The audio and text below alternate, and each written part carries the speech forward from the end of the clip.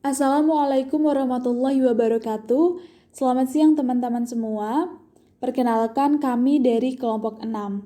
Pada kesempatan kali ini kami akan memaparkan mengenai materi reproduksi karya ilmiah. Presentasi ini untuk memenuhi penugasan MKU Bahasa Indonesia yang diampu oleh Ibu Kurota Ayunaina SPD MPD. Dan izinkan pula bagi saya untuk memperkenalkan anggota dari kelompok 6, yaitu Anas Auliacan, Muhammad Rian Elsandi Putra, Servia Dandi Ananda, Ika Putri Ainur Rizky, dan Iza Aska Kamila. Ada beberapa pokok pembahasan, yaitu definisi reproduksi karya ilmiah, ikhtisar dan ringkasan, sinopsis, dan resensi. Sebenarnya, apa itu reproduksi karya ilmiah?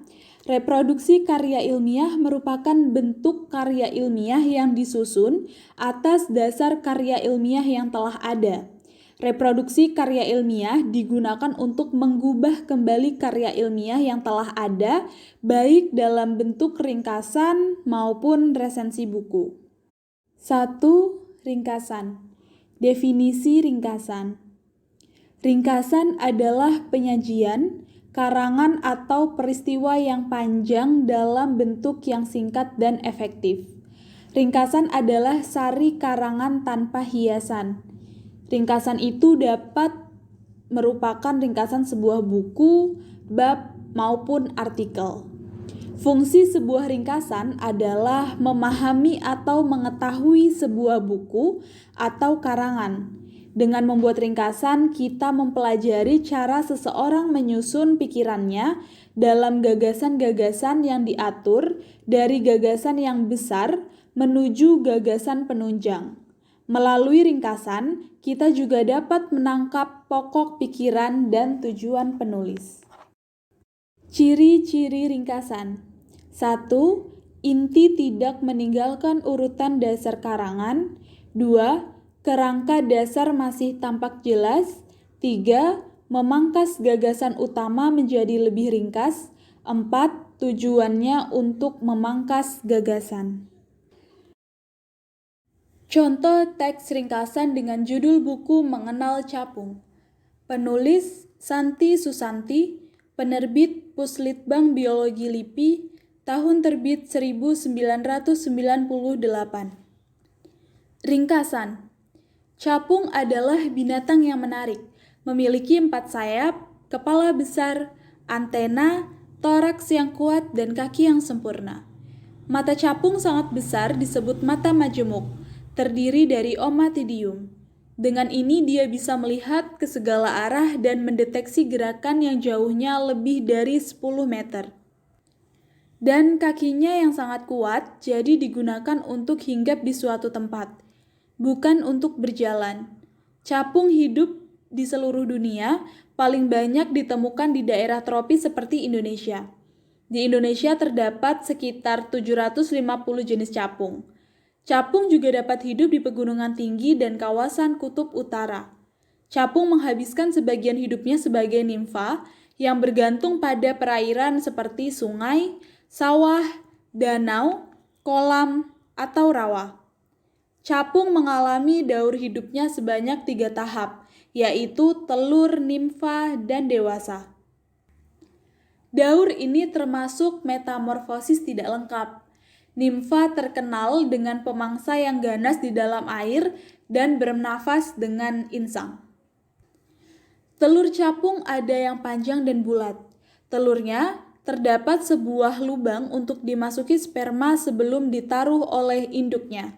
Selama 1-3 minggu, telur akan menetas.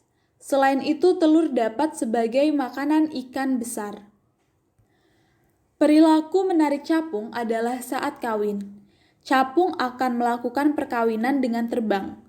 Dengan menggunakan ekornya, capung jantan akan mencengkeram bagian kepala betina. Lalu betina membengkokkan ujung perutnya menuju alat kelamin jantan yang sudah terisi sperma. Manfaat capung bagi kehidupan manusia ada banyak.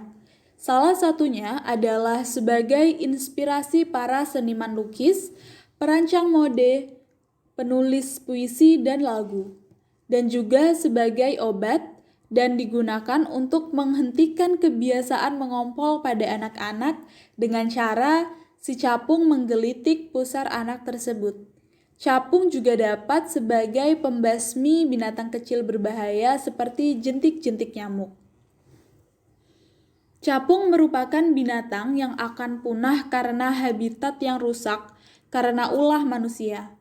Oleh sebab itu, capung harus dilestarikan dengan cara tidak menangkapnya, dimakan, atau dimainkan. Juga harus dilestarikan tempat tinggal atau habitatnya.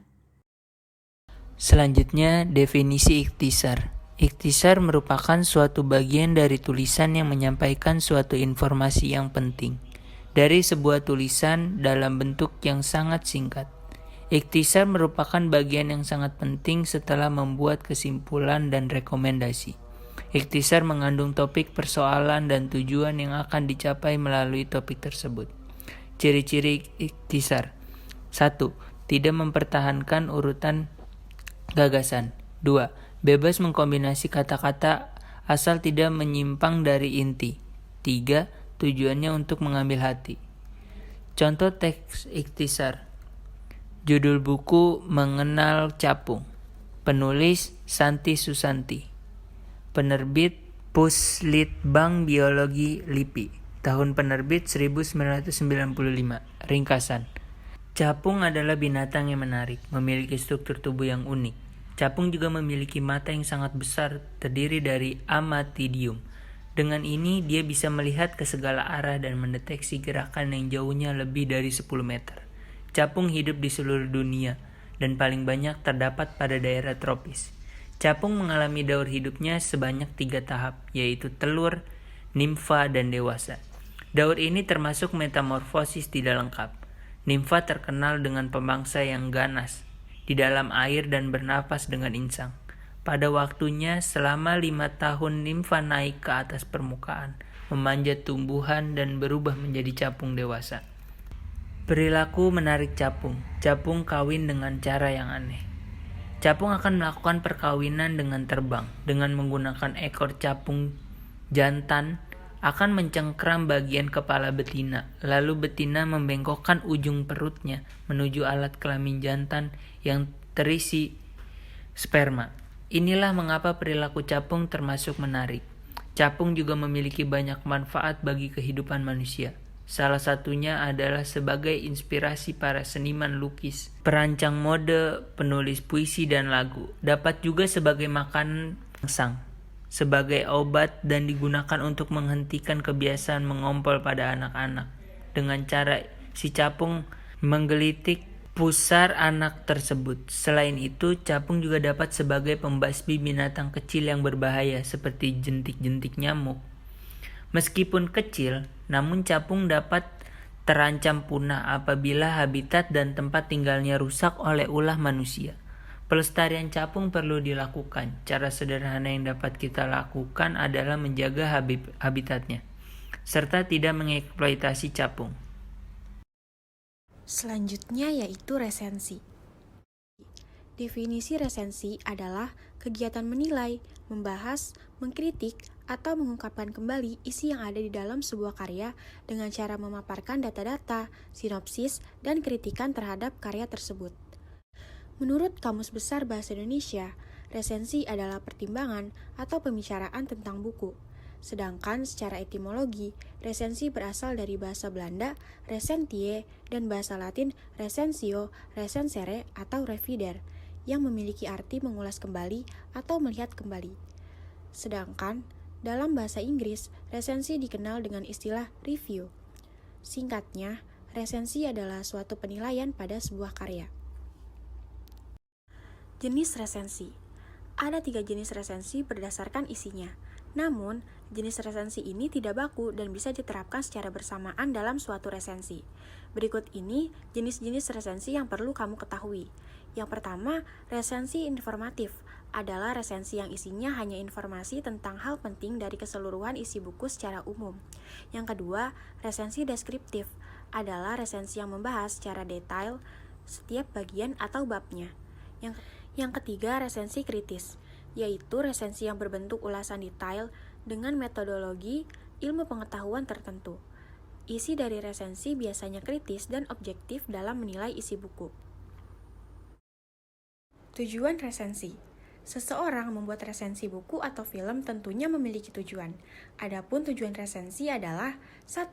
Membantu pembaca untuk paham gambaran serta penilaian umum sebuah hasil karya dengan ringkas. 2. Memberi pemahaman serta informasi dengan komprehensif pada pembaca mengenai karya yang diresensi. 3. Memahami kelebihan dan kelemahan karya yang diresensi. 4. Memahami latar belakang serta alasan sebuah karya dibuat. 5. Memberi masukan pada pembuat karya berupa kritik dan saran. 6. Mengajak pembaca untuk mendiskusikan karya yang diresensi. 7.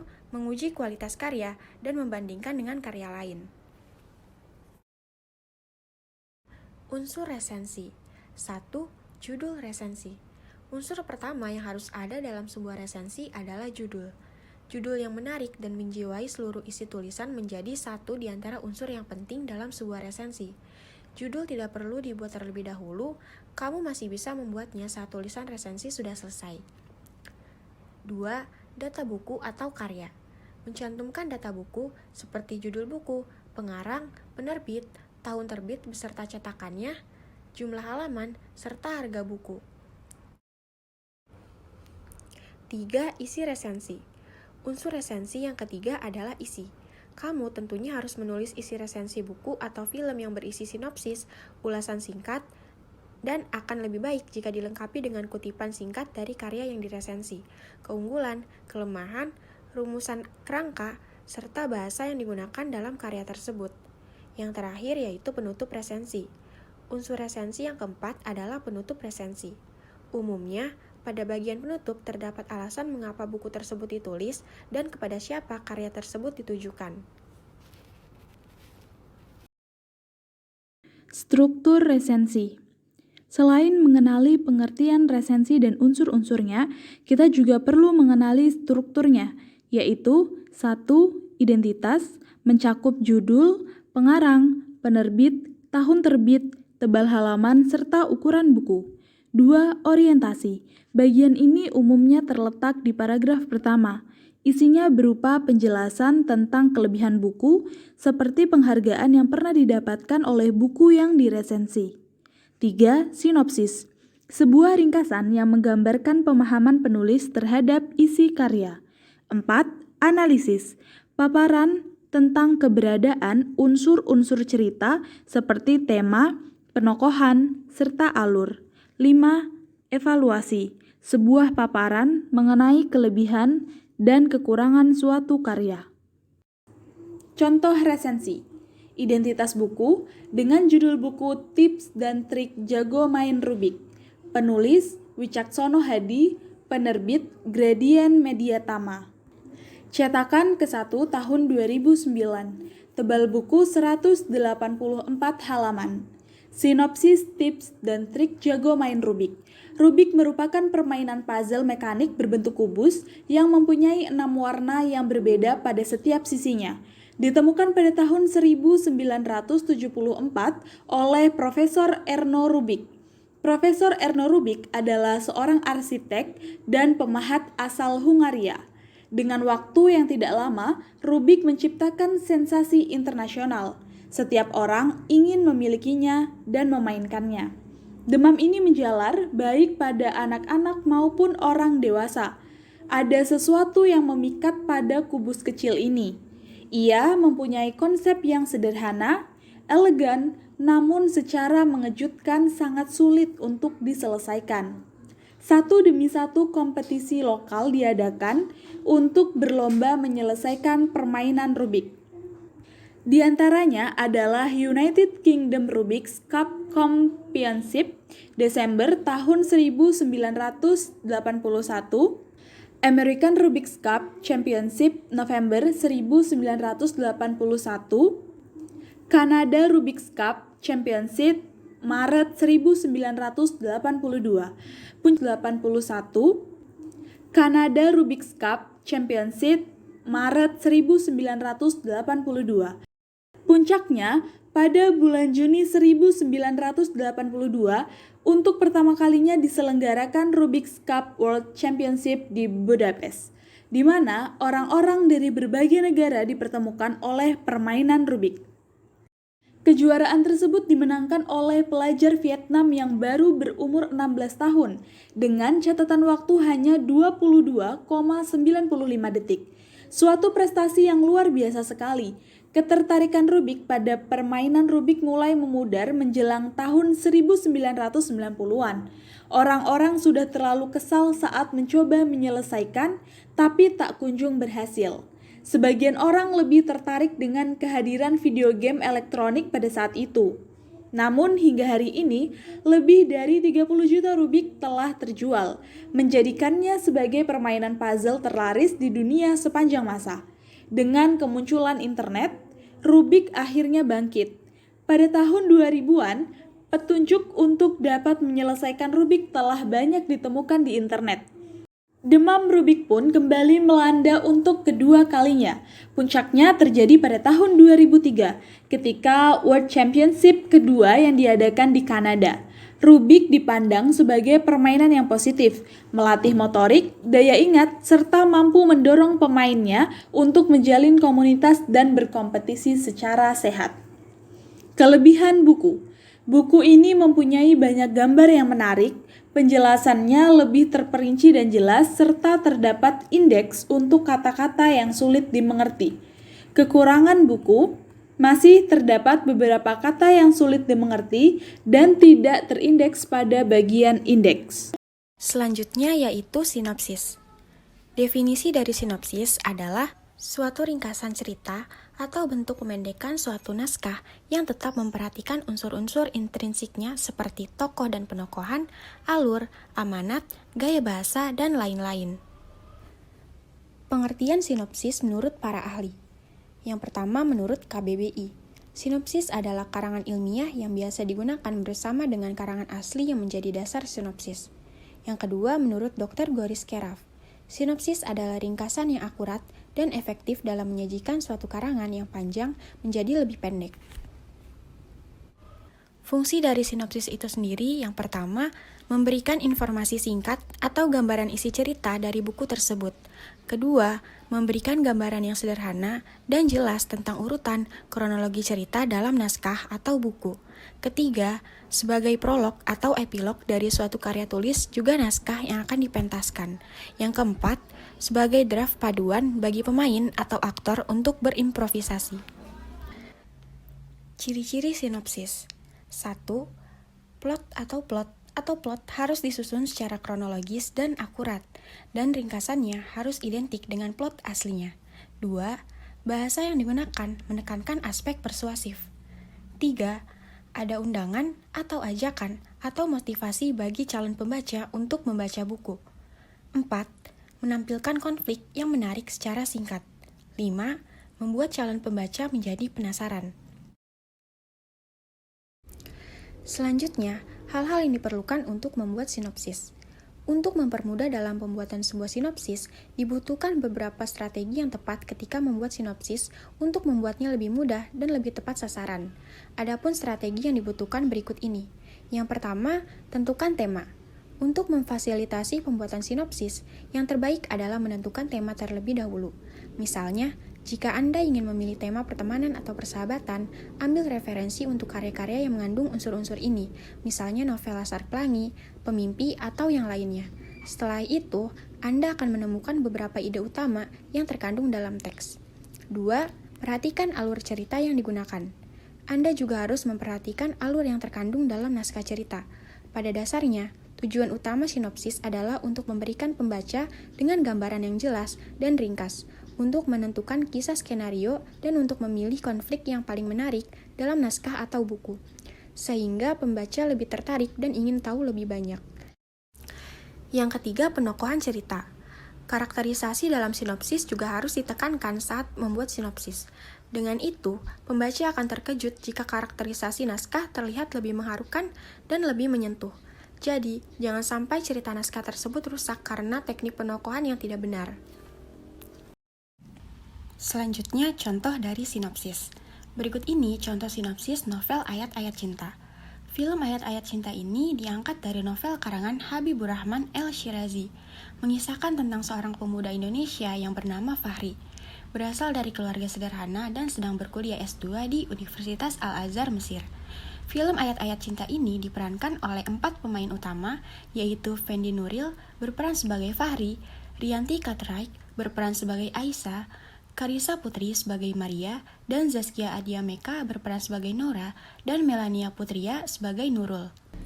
Fahri dalam film ini diterangkan sebagai seorang pemuda yang aktif dalam berorganisasi Islam dan mempunyai iman yang kuat.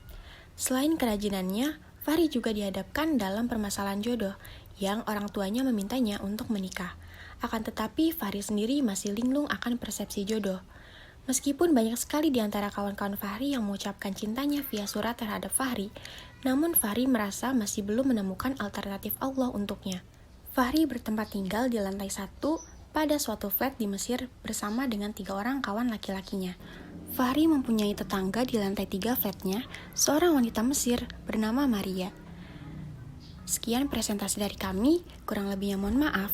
Wassalamualaikum warahmatullahi wabarakatuh.